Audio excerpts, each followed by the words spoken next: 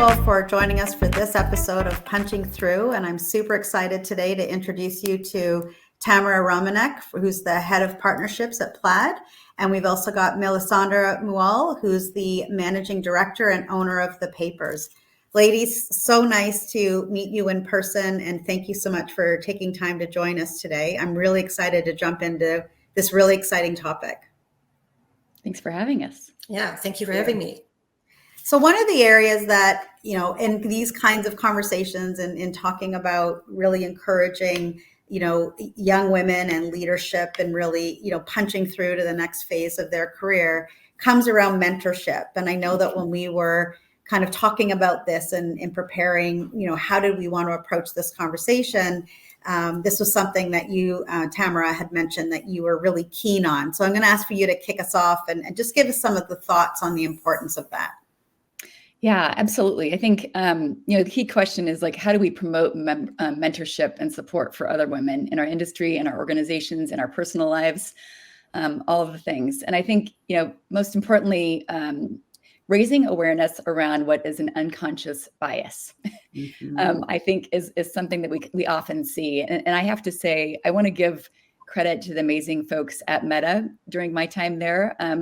Working under the likes of Sheryl Sandberg, who did such an amazing job kind of laying a foundation of influence around this very topic. I think building healthy relationships with mentees is really important, but also trying to find those engagement moments where both the mentee and you as the mentor are benefiting from that experience. I really enjoy learning about other people's roles and challenges and trials and tribulations that they're facing. And I will say I hadn't worked with a lot of engineers in my career until I went to Meta, and I got to experience a lot of female engineers, which is also rare to find. But when you do, many of them had said to me, "Can I lean in more and learn more about you from a business point of view?" And in your they wanted to add more of a business professional angle to their engineering ways, and they're like, "I really see very black and white, but you can help me hopefully open up or punch through, if you will, that kind of experience." So creating a safe place for them, allowing them to express how they're feeling about things and how they can overcome challenges has always been something I think is really important. No, that's great. And I love how you kind of focused in on, female engineers, but them wanting to be savvy enough and sort of rounding out their experience. And again, having the ability to reach out to another female leader, a female leader who can help them do that is amazing. So thank you. That's actually it's a great story. I love hearing about that.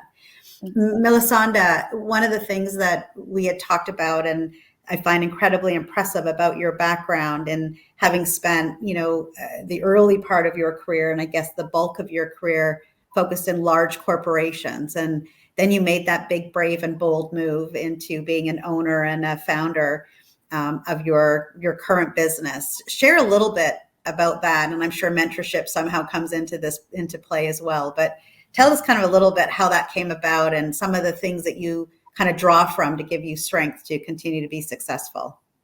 Yeah, thank you, Simone. And I think, by the way, for everyone that leaves school, I think it's a great idea to start with a big corporate company because there's so much that you can learn in these companies. And that's also what I did in, I think, the first, 15 years of my career, maybe a bit too long. Maybe I stayed a bit too long at these corporate companies, but I definitely learned a lot, learning how big companies work, how you sell into big companies, how politics work. I mean, there's just so much to learn.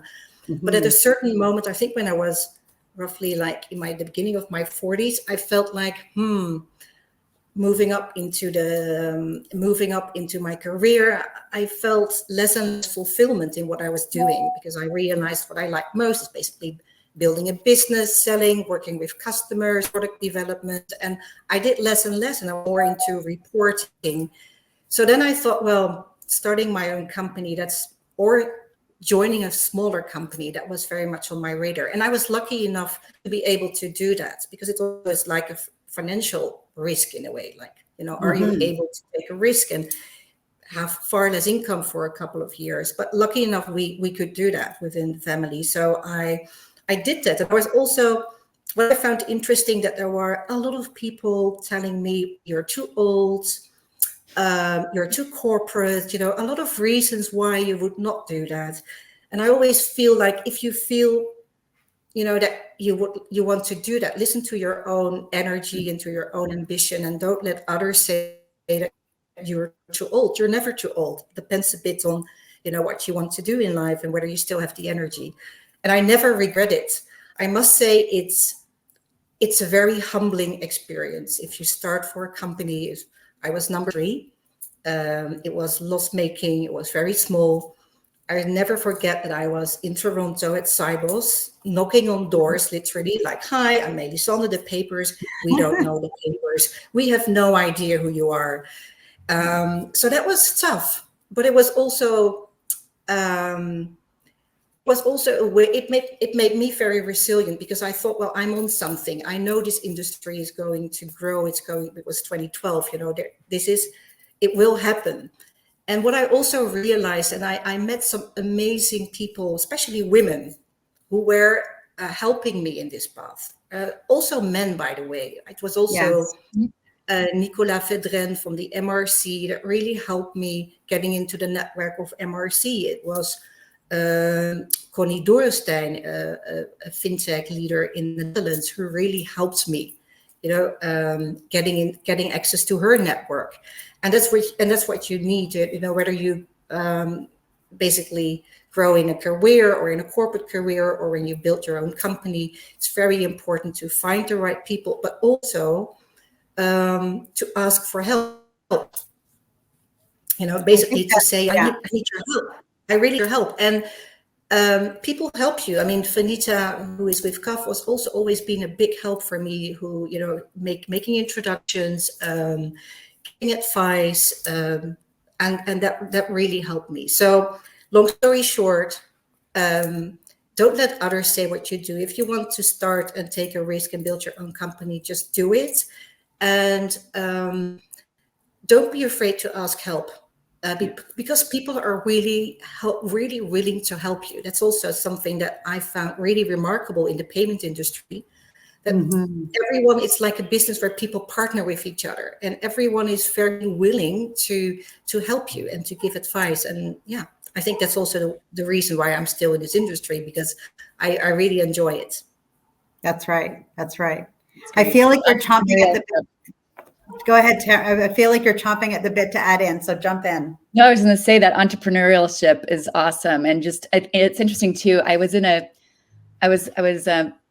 session as a leader, speaking to a bunch of young college students who were going through Silicon Valley companies and learning more about the way the companies operate, and talking to different leaders, men and women, et cetera. And it was the first time I was ever asked the question. You touched on age. It was the first time I was ever asked the question, do you worry about ageism? Have you ever experienced ageism? And I thought, wow, no, I haven't, right? And, I never like to say my age. I'll certainly never act my age, but I love what you said about just trusting your gut, going with your own energy, and pushing forward. I think there's a lot to be said for that. And it's just encouraging for folks to never give up, and always keep pushing harder, and asking for help, and using your network and other people's networks. And also it doesn't always have to be all of us women together. I have several male mentors as well that have helped me in my career, and I'm very thankful for that. And I always think back to that mentorship place where I started, which is always making sure that the mentors that are there for you are continuing to add value. And you don't need just one. You can have multiple mentors over the course of your time and your experience. And we always kind of be able to pay it forward, and being able to benefit in return. 100%. And thank you for that. I usually try and put a bit of a wrapper on these episodes, but you just did it brilliantly for me. So I want to thank both of you ever so much. Some of the key elements that I pulled from this is a lot of what you just said, Tamara, but one of the things I want to just highlight that you had indicated was these engagement moments from a mentoring perspective. And the reason I want to highlight that is some people think, oh, I just don't think I've got the time to mentor someone. And yes, whilst that is an amazing thing where you sign up to be with someone through a course of 3, 6, 9 months to really be their coach or their mentor, but sometimes it's just seeing a moment, reaching out to them, providing in the moment feedback, and engaging with them. Sometimes those elements are what actually stays with people just as long as a long-standing relationship. So thank you for reminding me of those importance of those engagement moments. I think it's really key. So thank you both ever so much for joining this episode, and I look forward to getting to know both of you hopefully a little bit better in the future. Thanks again for your time today. Thank you so much. Have a great rest of the day. Take care. Bye-bye. Thank you.